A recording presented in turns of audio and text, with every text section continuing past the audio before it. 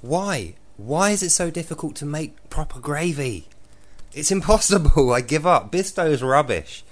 Actually, you know, KFC's the best gravy. They don't really... It's not as good anymore. Late 2000s. 2008, 9. That's when you got the best KFC gravy. They did start doing a habanero, actually. That was pretty damn tasty, but I don't think they do that anymore.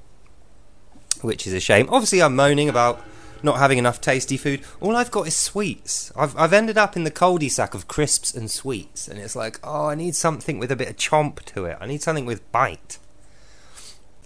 You know, when I think about it, adverts for food that I find tasty, they're the only adverts I watch. I don't want to watch any other type of adverts ever again.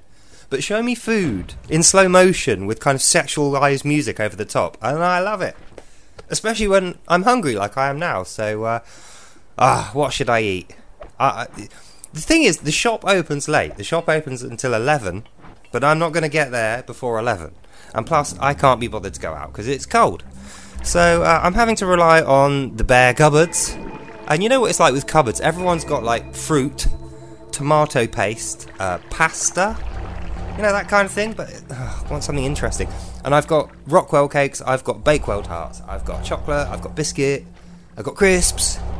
But I live on that stuff. I need something else. I need something better. Oh, bacon! I've got bacon! I've got like thin packed streaky bacon, I'll do that. But I got no bread. I'm going to have to slum it. It's going to have to be breadless sarnies for me. So that's going to be a bit of a nightmare. But first of all, I was about to say, first of all, I want a game of this. Then when I die, I will go and make my food. I literally died immediately. Note to self, be better. Get good. Okay, start again. Well, we'll ignore that. That never happened. This is like a BBC article. That never happened. Don't look at that. Look at this one instead. This is the real one. That was propaganda. That didn't exist. Oh, for goodness sake. This game hates me. Okay, set fire to the floor. Set fire to the floor, that's fine. Even though I'm flammable. And I could collect all these goodies here to make myself tougher, but it's like, nah. Actually, yeah. Yeah, I think I will. Considering I lasted less than a minute last time. Yes, that's what she said. Someone had to have thought it. So I thought I would say it. But anyway, concentration now, because it's a very difficult game. And I'm not very good at it. I'm on fire. And there I go. Yeah, so yeah, I love these kind of games. In my head, I give the character a backstory and a kind of quest. So this is Ladimus the Chub, and he's on the quest for gravy. For the same reason I am. He's just bored of what's in the fridge. So he's going to risk life and limb. He's going to go into the depths of hell to find something more tasty. Possibly KFC gravy. You never know. You never know what you'll find down there. So hopefully a little bit of gravy. And it will be worth the near-death experience of being in hell. Why is Christmas food such a mixed bag? Like, they get some bits right. Turkey and vegetables and roast potatoes. That kind of thing, you know, traditional British food is tasty. It's lovely. But I mean, mince pies? Who honestly, voluntarily eats a mince pie when offered one? I wouldn't have thought any decent human being or a reasonable creature on earth would want a mince pie. I mean, what's a mince pie got? It's not even mince. It's fruit. It's sort of black, horrible looking tar-like bits of fruit. It's just horrendous. Okay, fine. If you're really starving and you've got very little to eat apart from fruit and you need something different for Christmas, I can understand. I get the logic behind it. All the same, just give me fruit. I prefer just fruit to the mince pie. Considering it hasn't got any mince in it. If it had mince in it, it'd be nicer. I mean, who doesn't like mince? Who doesn't like a kind of meat-based, chopped-up thing with vegetables? That on its own's good. Like cottage pie or something's amazing. Or bolognese, that's good. That can have, you know, vegetables in there between those pasta sheets. This is very quickly turning into the food podcast, isn't it? I've completely forgotten why I even set the microphone up. What was I going to talk about? It was something really relevant to the world and, you know, important to that was it. Don't mention the war. So I'm not. I'm doing something else. That's what got me started thinking about food, because it's like, right, let's enjoy the riches of peacetime.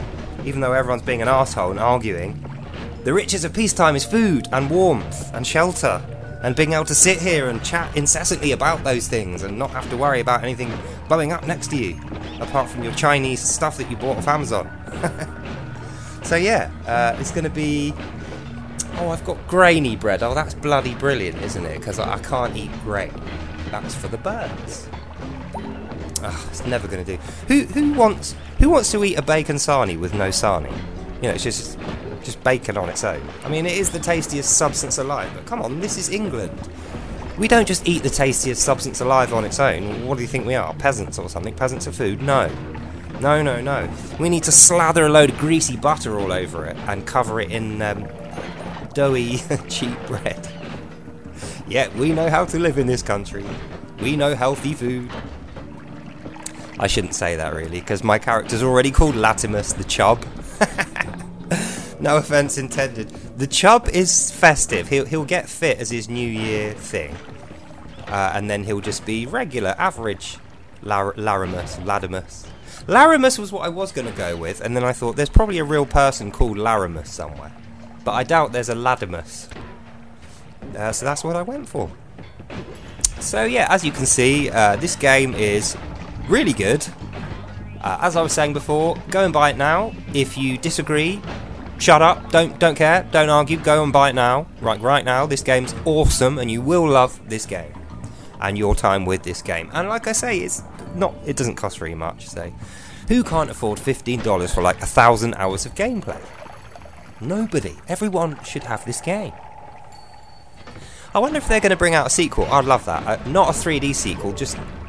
Look, I like pixel art as much as the next guy, but you can't deny this game would be even more awesome if it had bigger sprites, and it used more of the screen real estate in a better way. Like, it's quite a big screen to watch this on, so I'm stood like 2 centimeters in front of my telly right now, so I can see what I'm doing, and that's because Ladimus the Rotund, the Chub, he's actually tiny on the screen, as you can see. I've got it zoomed into the max as well, so it's not going to get any bigger than this.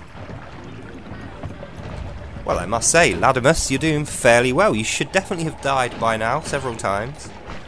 But I put this down to your cowardly streak. Running away from any kind of threat is probably a good idea.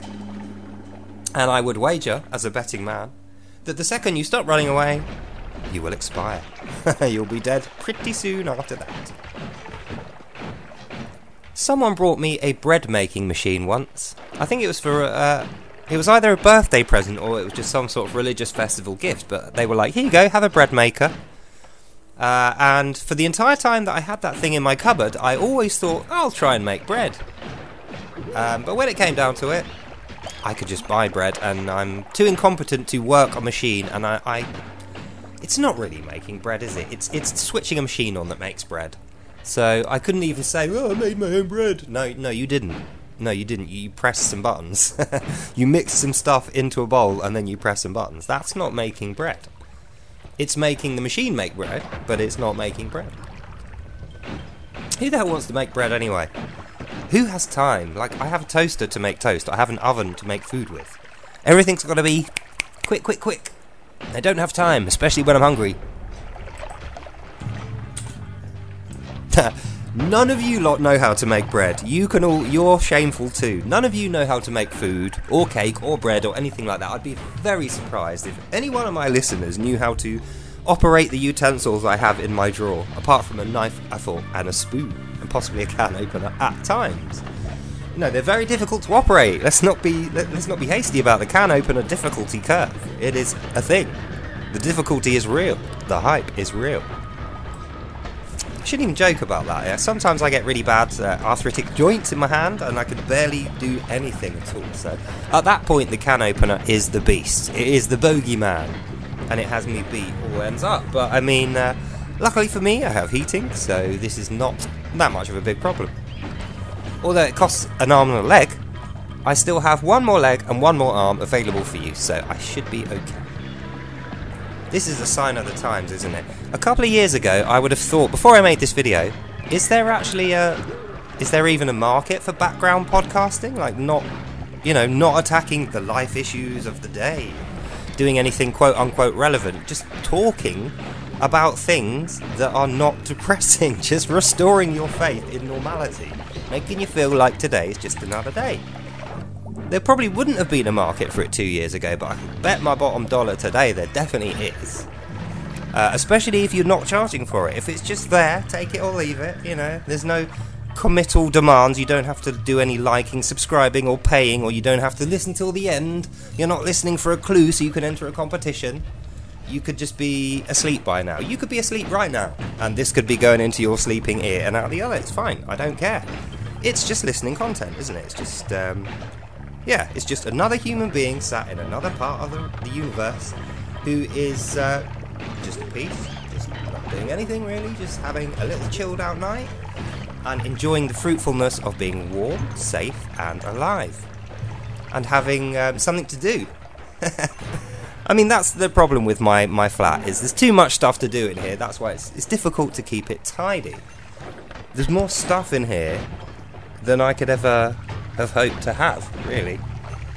But I mean, it's like presents for Christmas and birthday and stuff like that for kids. You know what kids' toys are like.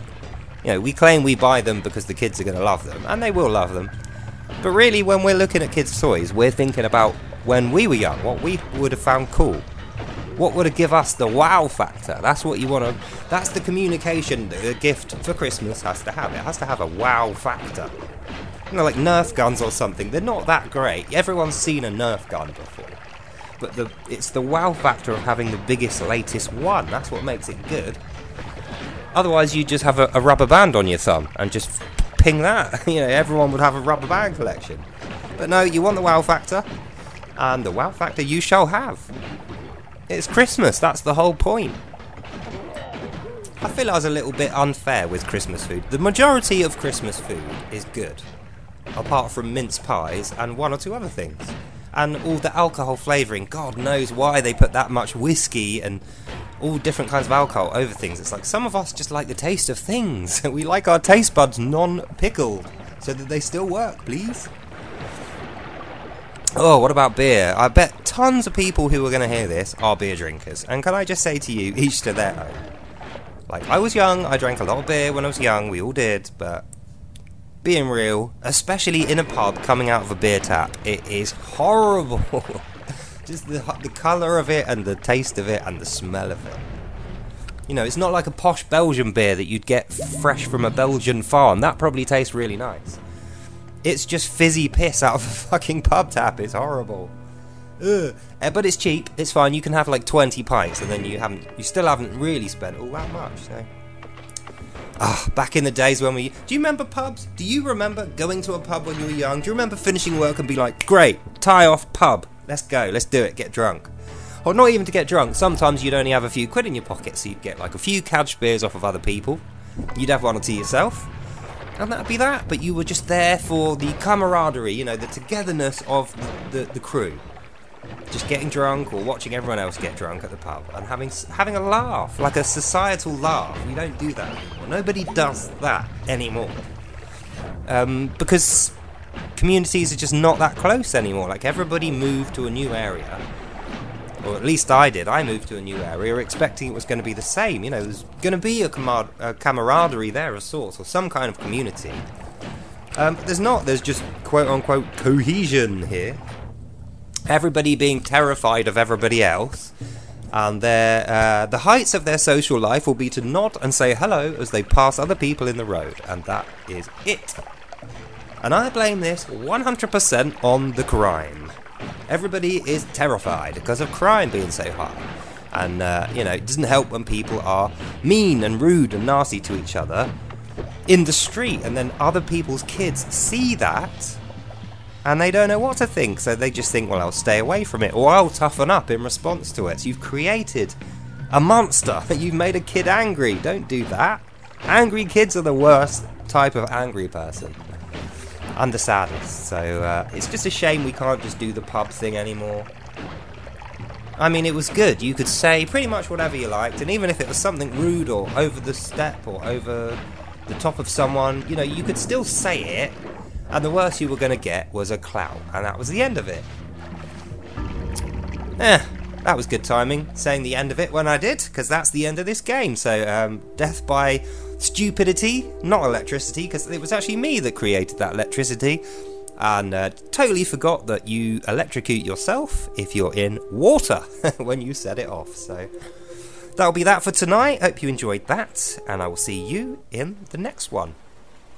And I shall go and forage and find something tasty to eat. And it's my resistance is 0. I'll eat anything at this point. So off I go to do that. You enjoy yourself, and I'll see you in the next one. Bye. Bye-bye.